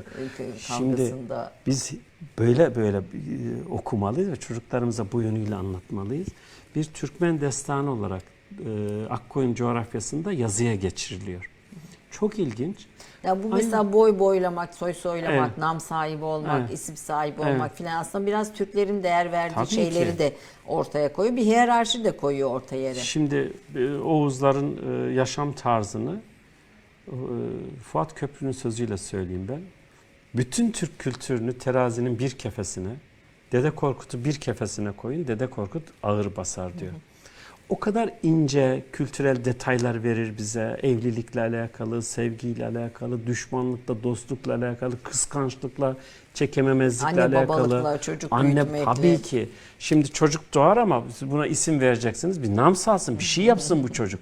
Şimdi çocuklarımıza ben de öyleyim. Büyük büyük isimler veriyoruz da. Daha nam salmadan Daha veriyoruz. nam salmadan veriyoruz. Sonra çocuk o ismin altında kalıyor Tabii. diyoruz. Şimdi Dede Korkut Akkoyun coğrafyasında yazıldı ama Osmanlı coğrafyasını da çok derinden etkiledi. Fatih Sultan Mehmet'in torununun birinin adı biliyorsunuz Korkut'tur. Korkuttur, evet. Cem Sultan'ın oğlunun adı Oğuz'dur mesela. Çünkü bu destanlar sarayda da Peki söyleniyor. hemen bir reklam arasına gideceğiz ama mitolojide, Türk mitolojisinde ne okumalı? Bir kitap listesi verebilir miyiz hocam Türk mitolojisini öğrenmek için? Akademik anlamda okunacaksa eğer. Akademik de olabilir, tabii ki. halk izleyicilerimiz açısından da Şimdi- olabilir. Çocuklarına okuma tavsiyesi olarak da olabilir. Rahmetli Bahattin Ögel'in Türk mitolojisi diye 2 cilt dev bir eseri vardır. O bir kere Bir temel kaynak. temel kaynaktır. Türk Tarih Kurumu yayınladı. İkinci olarak çocuklar okusun diye başlıyorsanız lütfen Dede Korkut'tan başlayın diyorum. Oğuz Kağan, işte ben tercüme ettim. Vaktiyle Zeki Velidi Togan tercüme etmişti. Başka yayınlar da var. Evde bulunması lazım. Mehmet Kaplan'ın falan yayınları da var. Evde bulunması lazım. Ve muhakkak Türk masalları. Masal olmadan çocuk olmaz. Evet, illaki Türk masalları, Türk mitolojisinden Evet. beslenen bu masalları evlerde kaynaklı Çünkü olarak. masal aslında yaşam kaynağı. Hele Fuzul Bayat'ın çocukların. da sanırım eserleri incelim akademik olarak var. Fuzuli Bayat, Allah uzun ömür versin, çok değerli bir akademisyen. Aslında o Azerbaycan kökenli, Nahçıvanlıdır biliyorsunuz. Oğuz Kağan ve Dede Korkut üzerine çok ciddi çalışmaları var. Türkiye'de de Dede Korkut üzerine, Oğuz Kağan üzerine doktora tezleri, yayınlar vesaire bir hayli fazla. Ama buna eve girmesi lazım bunlar. Evde okunma. Rahmetli Alev Alatlı ile diyeceğim, belki bu vesileyle bir Fatiha'ya da vesile oluruz. Son programı mitolojiydi. Mitoloji yapalım diye. Ve tabii mitoloji yapmaya ikna etmek için de uzun bunun ne kadar önemli olduğunu hepimize anlatmıştı. Bir 8-9 bölüm yaptı. TRT2'de yayınlandı. Bir bölüm beraber yaptık. Sonra Süleyman Seyfi Ünlü Hoca ile devam etti. Mitoloji bilmeden o sadece Türk kültürünü değil, Avrupa kültürünü de anlayamayız. Çünkü bütün kullanılan Avrupa'da da sembolik imalar, semboller mitolojiye dayanıyor fikrini söylüyordu. Buradan onu da böylece almış olalım. Bizim sinema, yani tarih filmleri, tarih dizileri ya da senaristlerimizin birinci yapması gereken iş Türk mitolojisini okumak. Sonra kutsal kitapları okumak. Bu ikisini birbirini tamamladıktan sonra hadi ben artık bir şey yazabilirim noktasına geçmeleri lazım. Aslında tabii din çalışanların, teoloji çalışanların da mitoloji okuması gerekiyor. Çünkü o mitolojik hikayeler o dinlerin kabul olunduğu coğrafyalarda, yaşadığı coğrafyalarda bir şekilde içeriden örülerek yaşıyor. Örülerek devam ediyor. Devam hafif ediyor. değişiyor işte bizim Dede Korkut'taki Deli Dumrul gibi hafif şekil değiştiriyor, İslamileşiyor, yoluna devam ediyor. Yani bir şekilde de o devam, o izi de görmek için illaki okumak gerekiyor. Şimdi Türkler nasıl Müslüman oldu diye soracağım size. Ama son bölüme geldik. Sanırım son çeyrek yarıya geldik. Kısa bir reklam arasından sonra devam ediyoruz Tufan Gündüz Hoca'yla. Hocam biz 2-3 saat yapabiliriz aslında bu programı ama Seyirciler dayanabilirse. Seyircilerimiz çok ilgiyle izliyor sağ Teşekkür olsunlar ederim. her seferinde. Kısa bir reklam arasından sonra Türklerin Müslüman olma hikayesini konuşacağız efendim. Efendim Türk Kahvesi'nin son bölümü Profesör Doktor Tufan Gündüz hocamla Türklerin tarihini konuşuyoruz. Hocam siz aynı zamanda Pelin çok başarılı bulduğumuz Pelin Çift bir medya mensubu diyelim. Çünkü birçok elinde yaptığı işler var. Tek bir alanda Pelin'in tanımlamak. yeteneklerine yetişmemiz Evet mümkün tek değil. bir alanda onu tanımlamak mümkün değil. O yüzden sunucu diyecektim ama hani sunucu da değil. Onunla yaptığınız bir tarih programı da var. Hangi günler yayınlanıyor? Pazar akşamları yayınlanıyor. Daha doğrusu pazar gecesi 3'te 3 Tarih diye. Siz orada jüri gibi çalışıyorsunuz. Önceden adı 3'te 3 tarihti. Sonra tarih kısmını düştük. Bu toplumda tarih bilincinin gelişmesine katkı sağladığını düşünüyor musunuz? Kesinlikle. Uzun süredir devam ediyor çünkü yarışma. Evet. Sadece bizim programımızın değil, tarih dizilerinin de çok ciddi katkıda bulunduğunu söyleyebilirim. Tabii ki diziden ya da filmden tarih öğrenilmez ama ilgiyi arttırıyor. Zaten son yıllarda tarih kitaplarına olan ilginin artması da bunun bir göstergesi. Biz de karınca kadrince orada Katkı küçücük de sağlamaya olsa katkı sağlamaya çalışıyoruz. Siz aynı zamanda senaryo da yazıyorsunuz. Mesela şu an ne bileyim şunun senaryosunu veya filmini yapmalıyız dediğiniz bir konu var mı? Konu çok. Yani bizim temel sorunumuz, sinemacılar kusura bakmasın, tarihi konuları çok kötü tüketiyoruz. Tabii ki bir gerçekliği anlatın demiyorum ya da nasıl söyleyeyim, bir belgesel çekim falan demiyoruz. Yani bir sinema ise bunun bir şanına yakışır çekilmesi lazım. Hem görsel olarak çok kötü maalesef. Çirkin karakterler ortaya kaldı. Bizim neslimiz çok güzel. Yani biz Türkler çok güzel bir toplumuz. Kızlarımız çok güzel, erkeklerimiz çok yakışıklı yani. Ama böyle karakterler çıkarılıyor. Ağustos'un sıcağında kürkler içinde dolaşan insanlar. Abartılı diyaloglar, Aslında inanılmaz tabii. abartılı diyaloglar. Gerçekten de kopuk. Ama siz yapacak Yani olsanız kötü. mesela kimi yapardınız? Mesela Şah İsmail mi, işte Çaldıran mı veya Bir Gün mü? Yani benim de malzeme çok fazla ama yaptığım iki şeyi söyleyeyim. Nisan'ın 2 günü adlı romanımı mesela 2015 yılında devlet tiyatrolarında tiyatro oyunu olarak sahneledik. Nisan'ın 2 gününde. Evet. Şimdi Nisan 2 gününde Çanakkale Savaşlarını ve Ermeni meselesini birlikte işlemiştim. Çünkü 24 Nisan 1915 biliyorsunuz Ermeni taşnakçıların ya da liderlerin Evet. tutuklanma günü. 25 Nisan 1915'te hemen bir gün sonra Çanakkale Kara Savaşları'nın başladığı bir zaman. Şimdi Ermeni meselesinden baktığınız zaman dünya duruyor. Hep 24 Nisan'a kilitleniyoruz. Çanakkale Savaşları'ndan baktığımız zaman da dünya duruyor. Sadece oradaki cepheye kilitleniyoruz. Diyorum ki ben de orada hayır. Ayırt etmeyin, bakın biz aslında burada canımızla uğraşıyorduk. Ermeni meselesi bizim için tali bir meseleydi demeye çalıştım orada. Şimdi Bedel adlı romanımı tiyatro oyunu haline getirmeye çalışıyorum ama uyarlamak kendi çalışmam olduğu halde çok zor. Burada Taht-ı Ali, Bahtı Osmani, bu Yavuz Sultan Selim. Yavuz Sultan Selim'in tahta geçiş sürecini, oradaki 2 yıllık dönemi anlatmaya çalıştım. Şehzadeler arasında taht kavgaları, işte bir yanda 2. Bayezid Baba, diğer yanda çocukların birbiriyle mücadelesi ama bir empati kanalıyla bakmaya çalıştım. Benim meselem birini kahraman yapmak ya da birini yere batırmak değildi. Osmanlı Devleti'ne tahta geçmek nedir? Yani bu neye mal oluyor? Ki romanda da zaten bunu söylemeye çalıştım. Yavuz Sultan Selim tahta geçtiğinde bunun bedeli ağır oldu. Bir babaya, 2 kardeşe ve sayısını bilmediğim yeğenlerime sebep oldu bu diyor. Yani aslında taht kavgaları hanedanı da tüketiyor. Biraz onu anlatmaya çalıştım. Evet, Bedel. Bu Evet. Türkler nasıl Müslüman oldu? Kur'an ve Kılıç. Evet. Bu kitap. Şimdi biraz bunun üstünde duralım. Diyorsunuz ki Türkler kılıç zoruyla Müslüman oldu iddiası büsbütün bir kurgudan ibarettir. Evet. Biz de soruyoruz. Türkler kılıç zoruyla mı Müslüman oldu? Nasıl Müslüman oldu? Evet. Tabii ki kılıç zoruyla Müslüman olmadı derken birdenbire bir hidayet erişti, Müslüman oldu, hepsi bir anda mutlu oldular da onu da demiyoruz. Çünkü bu bir süreç. Türklerle İslam ordularının karşılaşmaları 650'den sonra. Bu tarihlerde Türk dünyası çok dağınık durumda. İşte Göktürk Devleti'nin birinci Göktürk'ün yıkıldığı, ikinci Göktürk Devleti'nin kurulduğu bir döneme tekabül ediyor. Kuzeyde Hazarlar bir güç olarak yükselmeye başladığı dönemler. Akhunlar artık yıkılmış 565'te, onların bakiyeleri Mavera Nehir'de serpilmiş durumda. Böyle bir atmosferde Türklerle İslam dünyası tanışmış oldu. Şimdi Türkler kılıç zoruyla Müslüman oldu diyenler sadece Mavera-ün Nehir'deki o çizgideki çatışmayı esas alarak bir şeyler söylüyorlar. Bütün Türk dünyasını o görmezden geliyorlar. Hidayetle Müslüman oldu, bir anda bir hidayet eriştiği lafı getirenler ise Türk dünyasındaki İslamlaşma sürecini bir güne, bir yıla ya da birkaç yıla bağlayarak bunu anlatıyorlar. Halbuki biz diyoruz ki bu bir mücadele, bir çatışma konusuydu. Sonradan bir gevşemeye, bir soğumaya sebep oldu. 300 yıla yakın bir süre söylüyorsunuz Türklerin Kesinlikle, İslam'a geçişi için. Tabii ki şimdi şöyle 650'de bir tanışıklık başlıyor.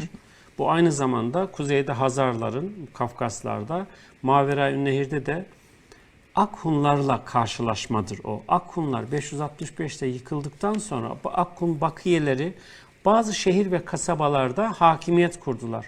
Araplar onları Hakan olarak tanımlar ama oradaki Hakan Göktürk Hakanı, Hazar Hakanı falan değildir. Oğuz Hakanı değildir. Oradaki şehrin Hakanıdır. Buradan karıştırılıyor. Bu çatışma sürecinde de Arap ordularının mutlak üstünlüğünden de bahsedemeyiz. Çünkü 8. yüzyılın başlarına kadar, yani işte 700, 695, 700, 710'a kadar falan çok ciddi bir kuvvet oraya aktaramamışlardır. İslam dünyasının tek derdi Mavera-ün Nehir değil ki, bir tarafta da ta Kuzey Afrika'nın fethi söz konusu. Ordular da bölünmüştür. Bu sırada Göktürkler büyük bir devlet olarak gözükürler. Göktürklerin mesela Bilge Kağan zamanında Göktürk ordusu sayıca 400 bini bulmaktadır. Mavera-ün Nehir'deki İslam ordularının en büyük gücü 50 bin civarındadır ve bu iki güç asla savaşmamışlardır. Göktürkler ve Arap orduları Asla İslam orduları savaşmadılar. arasında bir savaş yok. Türgişlerin savaşları var. Türgiş Sulu Kağan canından bezdiriyor İslam ordularını. Hatta Sulu Kağan'ın lakabı da Ebu Müzahim. Eziyet çektiren, zahmet verdiren. Ya Sulu Kağan'ın öldüğü haberi duyunca nasıl mutlu oluyorlar, nasıl mutlu oluyorlar yani. Şimdi maalesef amatör araştırmacılar ya da amatör tarihçiler bir katliam hikayesi uyduruyorlar. Bu hikaye tamamen siyasi sebeplere dayanıyor. Yani biz Müslüman olmazdık da geldiler bizi kestiler, doğradılar, Müslüman olduk. Yani İslam'a yönelik o reddiyenin işte, bir sonucu, ideolojik bakışın sonucu. Ya katliam diye anlatılan yerler Talekan şehri. Talekan'da katliam yapıldı. Geçenlerde bir imza gününde bir okuyucum geldi. Bana bu kitabı gösterdi. Talekan katliamını yazdın mı? Dedim yazmadım. O zaman almıyorum. Şimdi bu kadar bir peşin hükümle bir kitaba, bir isme, bir olaya bakıyor. Dedim ki siz tarihçi misiniz? Değilsiniz. Kaç tane kaynak okudunuz? Hiç. Okusanız anlar mısınız? Mümkün değil. Peki benim emeğimi niye bu kadar küçümsüyorsunuz? Şimdi Talekan bir kere Türk şehri mi? Ya Buhara'yı Müslümanlar ele geçiriyorlar. Buhara bir kere Türk şehri mi? Buhara'nın Türkleşmesi daha sonradır. Bir Türk şehri haline gelmesi. Buhara Müslümanlar tarafından fethediliyor. Bazı diyor Zerdüşt yani Müslüman olmak istemeyenler henüz orada Zerdüştlük var. Şehirden ayrılıp bir tepenin üzerinde bir mahalle kurdular diyor kaynak. Diğerleri ise Müslümanlığı kabul ettiler ancak diyor henüz dini rükünleri bilmiyorlardı. Namaz kılınırken bunlara anons ediliyor. Şimdi ayağa kalkın, şimdi rüküye varın, şimdi secdeye varın, şimdi ayağa kalkın, bekleyin, imamın duasını bekleyin falan. Bunlar anons ediliyor. Bir de camiye gelenlerin her birine 1 dinar para veriliyor Müslümanlığa teşvik etmek için. Ya bu da var. Gürgan katliamı ya da Cürcan katliamı. Şimdi Cürcan şehri kalmadı tabii ki yerinde. Her tarafa diyor işte yol boyunca Türkleri astılar. Yani Türk mü bunlar? Şimdi kaynağı bir kere oradan bakar. İkincisi bütün bunlar oldu diye Göktürkler Müslüman olmadı ki. Türklerin Müslüman olması 930'dan sonradır.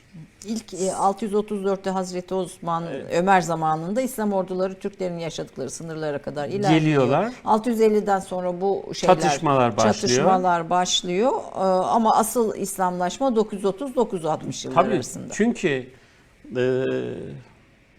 Emevi devleti yıkılıyor. Abbasiler çöküş dönemine girdi. Yani çok sonralar Abbasi hakimiyeti var. Türklerle Müslümanlar arasında bir yumuşama dönemi var. Artık tüccarlar gidip gelmeye başlıyorlar.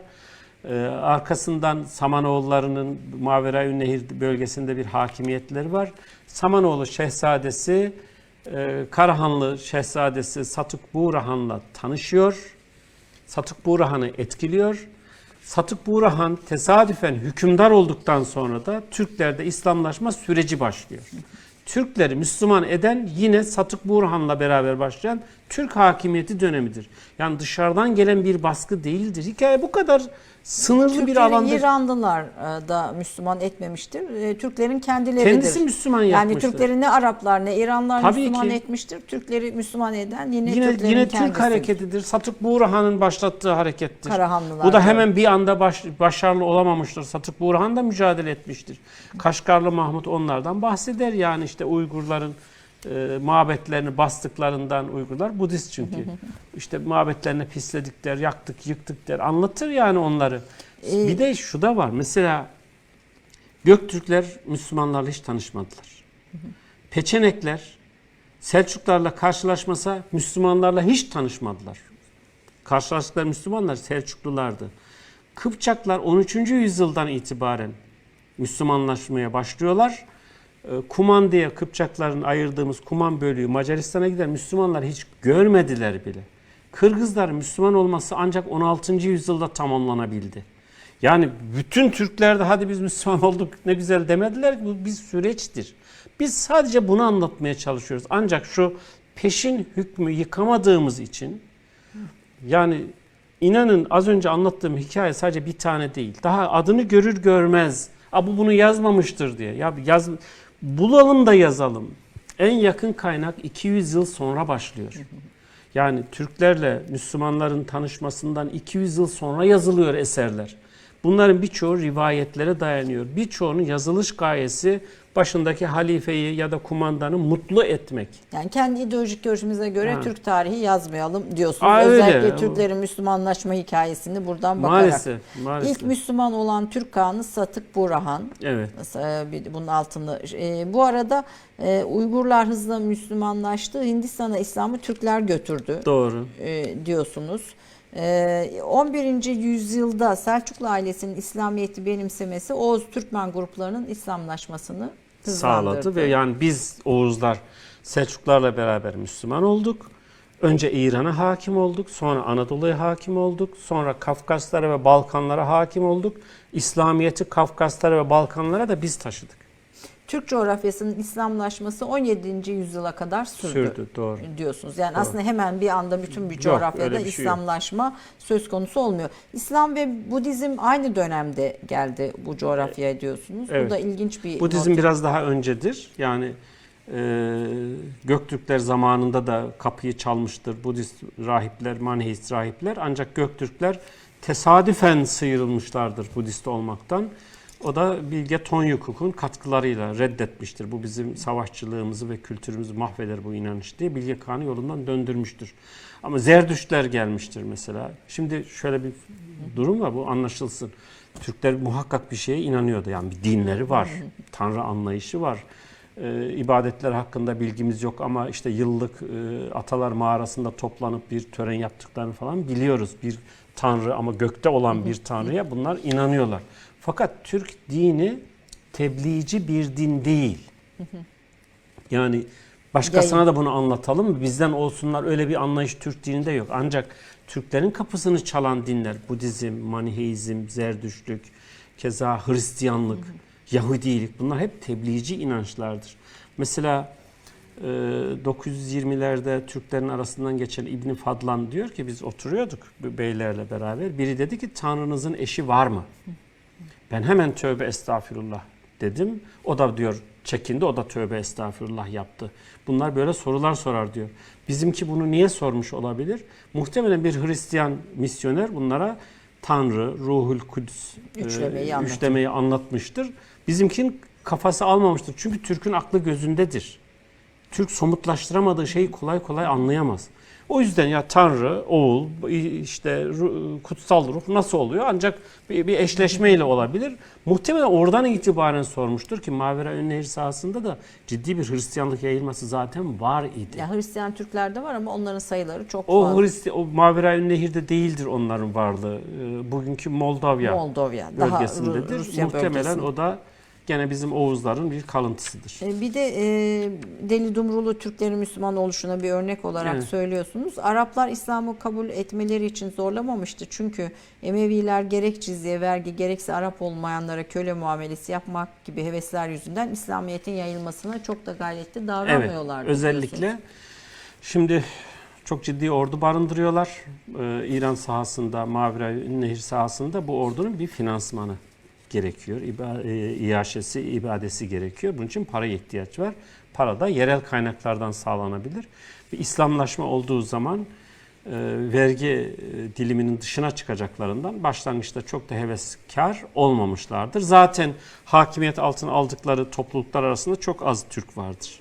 Büyük dönemi. buluşma bir Talas Savaşı 750. Evet. Bunun üzerine çokça bu sizin söylediğiniz ideolojik olarak Türklerin İslamlaşması meselesini daha farklı anlatmaya çalışanların çok da üstünde durduğu bir konudur. Çok kısa onu da sizden Talas dinlemek Savaşı isterim. Çinlilerin batıya doğru, Batı Türkistan'a doğru ilerlediği bir döneme denk geliyor. Bu arada Türk işlerin artık gücü zayıflamıştır.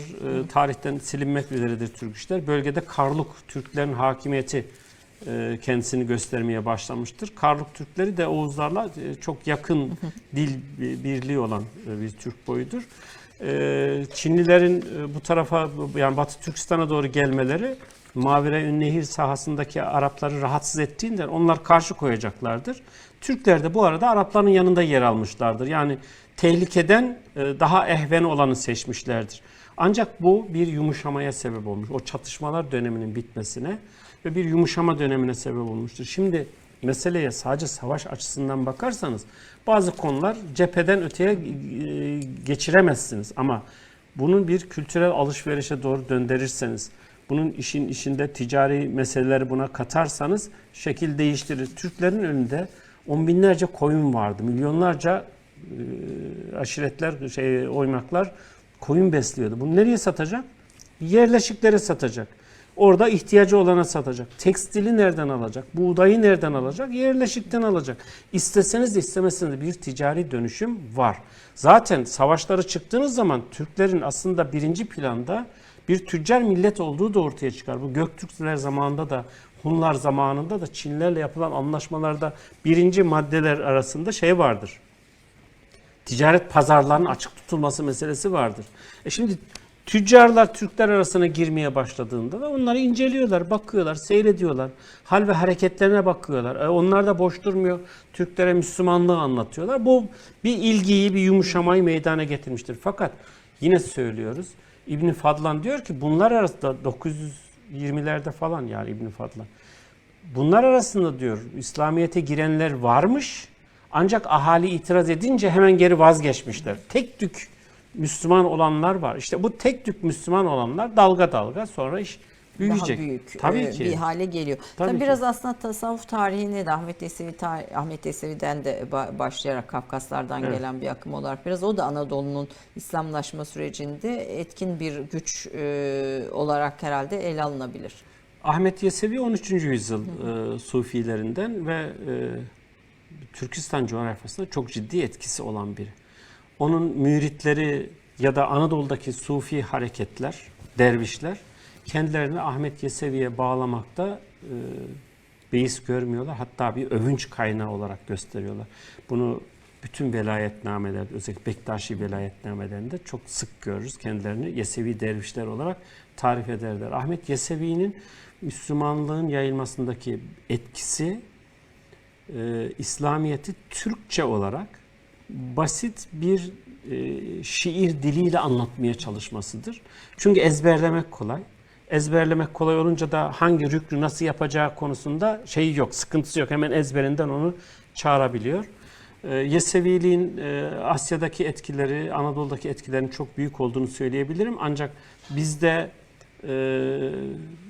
nasıl söyleyelim onu, Bektaşi velayetnamelerinin biraz daha ötesinde araştırılması da gerekiyor. Daha henüz hani bu da araştırmaya... Yani Fuat Köprülü'nün çalışmalarını çok fazla geçemedik maalesef. Biraz haksızlık etmiş olabilirim akademisyen arkadaşlar ama kusura bakmasınlar. Peki. Efendim seyyahların gözüyle sultanlar ve savaşlarda dikkatimi çeken eserlerinizden birisiydi ama böyle ona giremedik. Bir de Allah'a emanet Bosna böyle o da yine Bosna ile aslında Balkanlarda da İslam'ın Türklerin yayılmasını anlatıyorsunuz. Anadolu'da Türkmen aşiretleri üzerine pek çok kitabınız var. Türklerin kısa tarihi, Cumhuriyet dönemi önemli olaylara. Türklerin tarih sahnesine çıkışından başlıyor. Cumhuriyet dönemine kadar getirdiğim bir kısa tarih. Ancak bunu bir siyasi tarih olarak algılanmasın bu. Çünkü bu zamana kadar kısa tarihler hep siyasi tarih üzerine anlatıldığından biraz özet tarihe, biraz daha zor anlaşılır hale getiriyordu o özette olunca. Ben bunu bir kültürel tarih olarak ele aldım. Günümüze kadar da öyle getirdim. Daha kolay okunsun diye. Evet, bu konuda aslında yabancı tarihçilerin çok güzel kitapları ve eserleri de var. Hani böyle çok bu tarihin doğru şemalanması açısından da önem taşıyor. Ben çok teşekkür ediyorum. Bugün kıymetli bir tarihçiyi konuk ettik. Bir defa ihmal edilen detay konulara eğilip bunları çalışan, bunları bugünün diline aktaran ve bir ortamla bize böyle bir dönemi bir bütün olarak canlandırmaya çalışan tarihçilerimizden, Türk tarihçilerinden birisiniz. Şeref verdiniz. Sanırım yine belki bir ikinci kez sizi davet etmek isteyeceğiz. Çünkü benim önümdeki notların yarısı duruyor. Hani bunu Tufan Hoca'ya mutlaka sormalıyım. Çok biriktirmişsiniz. Evet çok biriktirdim. Notların yarısı duruyor. İnşallah bir başka zaman, uygun olduğunuz bir zaman tekrar misafir etmekten mutlu oluruz. Ayrıca Kayseri Tomarza'da doğmuş birisi olarak da, bir tarihçi olarak da sizi konuk etmek beni ayrıca da mutlu etti. Çok teşekkür ediyorum efendim. Çok teşekkür ederim. Sağ olun. Haftaya görüşmek üzere efendim. Hoşçakalın.